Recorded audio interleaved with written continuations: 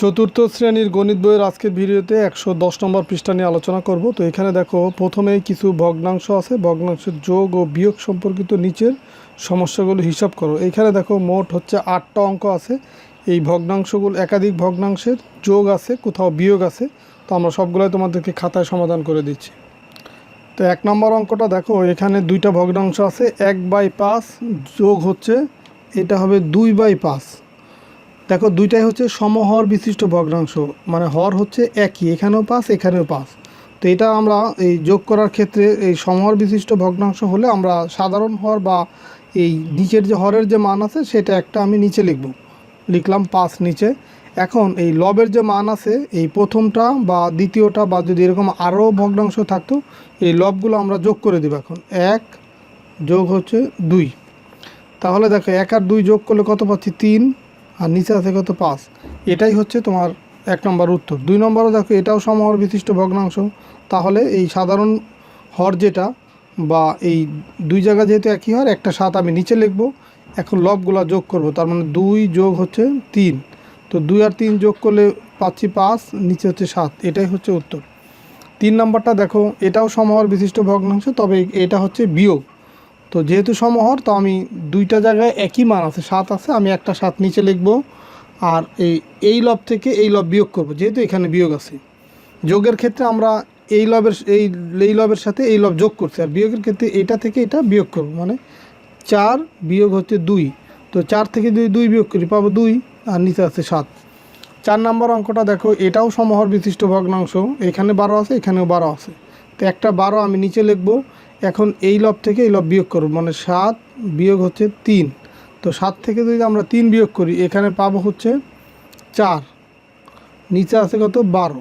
দেখো এই দুইটাই জোড় সংখ্যা, এই কারণে এই উপরের লব আর নিচের লবকে 2 দিয়ে ভাগ করা যায়, আবার 4 দিয়েও ভাগ করা যায়। যেহেতু 4 দিয়ে 12কে ভাগ করলে হয় 3 4 12, তো 4 দিয়ে 4কে ভাগ করলে এখানে পাবো 1।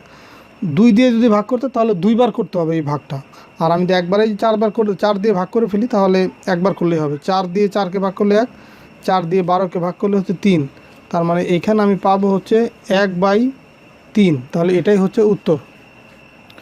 এরপরে দেখো 5 নম্বর, এইটাও কিন্তু 5 নম্বরও সমহর বিশিষ্ট ভগ্নাংশ, তবে এখানে ভগ্নাংশ আছে কয়টা, 3টা ভগ্নাংশ আছে, এবং সবগুলারই কি হর হচ্ছে একই, সেটা কত 5। তাহলে আমরা এখানেও একইভাবে করব, যে এখানে এরকম একটা টান দিয়ে এই সমহর বিশিষ্ট ভগ্নাংশ যেহেতু সাধারণ হর বা যে কোনো একটা হর আমি নিচে লিখলাম 5। এখন এই লব যে কয়টা লব আছে সবগুলো আমরা যোগ করব, তার মানে এই 1 যোগ 2 যোগ 1, এটা লিখবো 1 যোগ এই 2 এই যোগ এখানে, তারপরে যে 1। তো এখন যদি আমরা উপরে লবগুলো যোগ করি, 1 আর 2 হচ্ছে 3, 3 আর 1 4, তাহলে উপরে পেলাম কত 4, নিচে আছে কত 5। এটাই হচ্ছে উত্তর। 2 নম্বরটা দেখো, এটাও সমহর বিশিষ্ট ভগ্নাংশ, তাহলে সাধারণ হর 7 নিচে লিখলাম। এখন লবগুলা যোগ করব, এই 1 এখানে যোগ হচ্ছে 2, এই যোগ এখানে নিয়ে আসলাম, এই যে 3। তাহলে আমরা যদি সবগুলো যোগ করি, 1 আর 2 3, 3 আর 3 যোগ করলে 6, আর নিচে আছে 7। এটাই হচ্ছে উত্তর।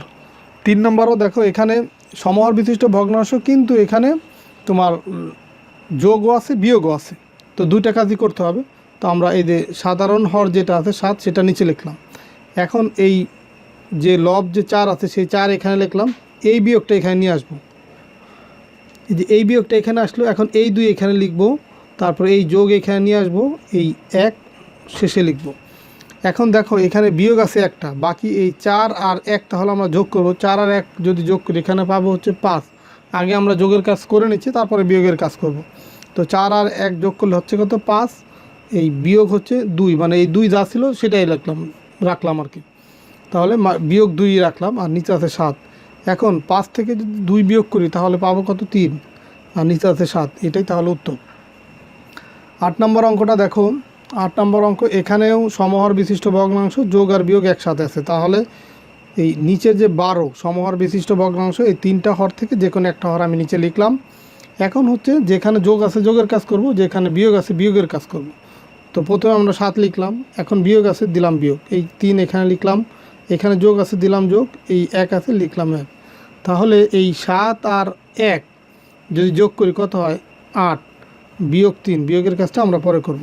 নিচে আছে কত 12। এখন 8 থেকে যদি আমরা 3 বিয়োগ করি, তাহলে কত পাচ্ছি 5, আর নিচে আছে কত 12। এটাই হচ্ছে উত্তর। তো এরপরে দেখো আরও কিছু লিখিত অঙ্ক আছে, যেমন 5 নম্বর যে অঙ্কটা আছে, দেখো রিমা একটি দোকান থেকে 1/2 মিটার এবং লিমা 2/7 মিটার রঙিন ফিতা ক্রয় করলো। তারা একত্রে মোট কত মিটার ফিতা ক্রয় করলো? এখানে দেখো একটা কথা আছে একত্রে, তা আমরা আগে থেকেই জেনে আসছি যখন একত্রে বা মোট বা সর্বমোট এই ধরনের শব্দ থাকে তখন হচ্ছে যোগ করতে হয়। তো এখানে তাহলে দুইটা ভগ্নাংশ আছে, একটা হচ্ছে রিমার জন্য হচ্ছে 1/7 মিটার আর লিমার জন্য হচ্ছে 2/7 মিটার। তাহলে তারা একত্রে মোট কত মিটার ফিতা ক্রয় করলো? তো এখানে লিখব যে রিমা ও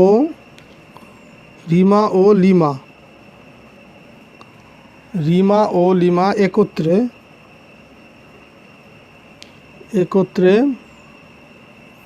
ফিতা ক্রয়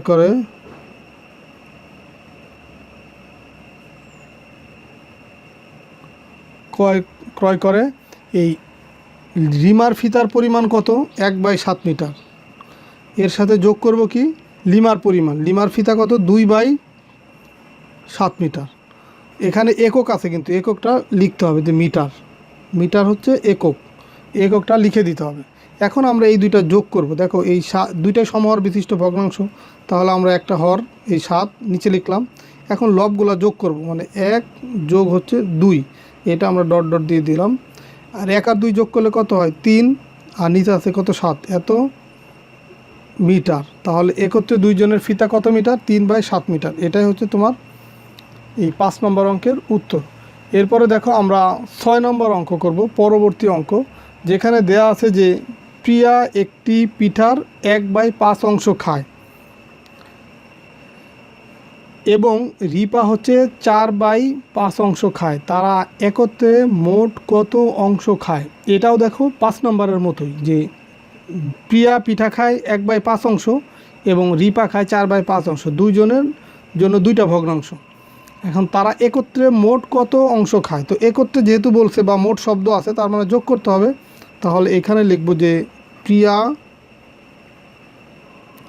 প্রিয়া ও আর কে রিপা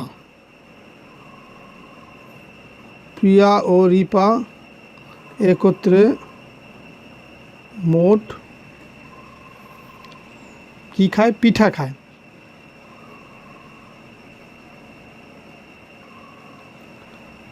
তাহলে দুইজনের অংশ যোগ করবো। এখন প্রিয়ার অংশ কত 1/5 যোগ হচ্ছে রিপার অংশ, রিপার হচ্ছে 4/5 এত অংশ। এখানে কিন্তু অন্য কোনো একক নাই, অংশ এখানে লিখে দিলাম। এখন দুইটা দেখো সমহর বিশিষ্ট ভগ্নাংশ, তাহলে যোগ করলে এই দুইটা 5 থেকে একটা 5 আমি নিচে লিখব। লবগুলো এখন যোগ করব, 1 এই যোগ এখানে নিয়ে আসবো, আর এই যে 4 এটা যোগ করব।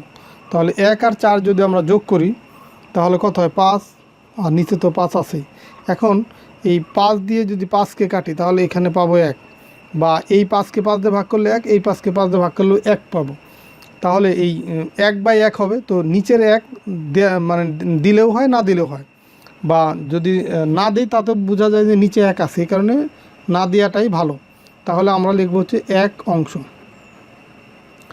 দুজনে মিলে তাহলে কত অংশ খাইছে? 1 অংশ, বা সম্পূর্ণ পিঠাটা খেয়ে ফেলছে। তো এই ছিল 6 নম্বর অঙ্ক। এরপরে দেখো 7 নম্বর অঙ্কটা। 7 নম্বর অঙ্কে দেয়া আছে যে তোমার প্রমির কাছে 2 মিটার ফিতা আছে, সে যদি 5-এর 1 অংশ বা 5-এর 1 এত মিটার ফিতা মিনাকে দেয়, তাহলে তার কাছে কত মিটার ফিতা থাকবে? দেখো এখানে কত মিটার ফিতা থাকবে বা কত মিটার অবশিষ্ট থাকবে বা বাকি থাকবে, এই ধরনের শব্দ থাকলে বিয়োগ করতে হয়। তাহলে বিয়োগ করব কোনটা থেকে কোনটা? বড়টা থেকে ছোটটা। এখানে দেখো প্রমির কাছে প্রথমে ছিল 2 মিটার ফিতা, আর এই 2 মিটার থেকেই 5-এর 1 অংশ সে মিনাকে দিছে। তাহলে এই অবশিষ্ট কতটুকু থাকবে সেটা তাহলে 2 থেকে বিয়োগ করতে হবে। তাহলে আমরা এখানে লিখব যে প্রমির কাছে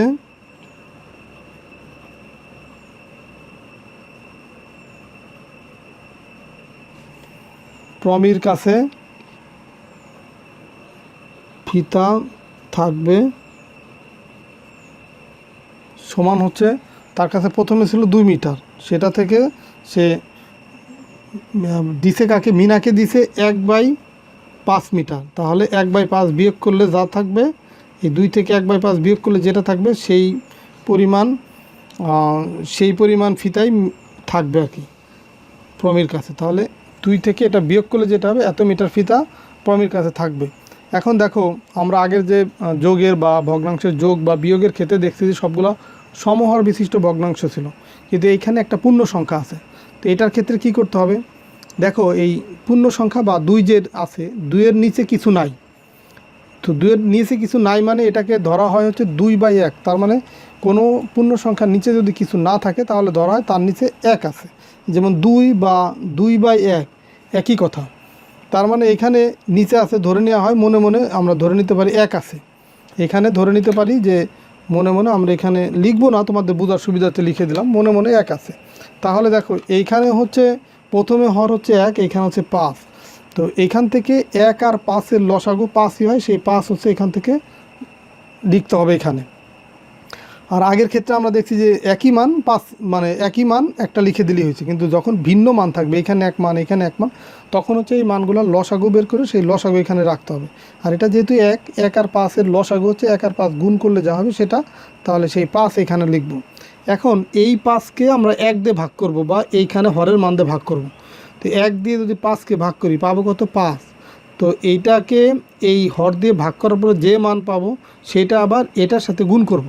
তাহলে এই 1 দিয়ে 5কে ভাগ করলে পাচ্ছি 5, 5 আর 2 গুণ করলে হয় 5 দুগুণই 10।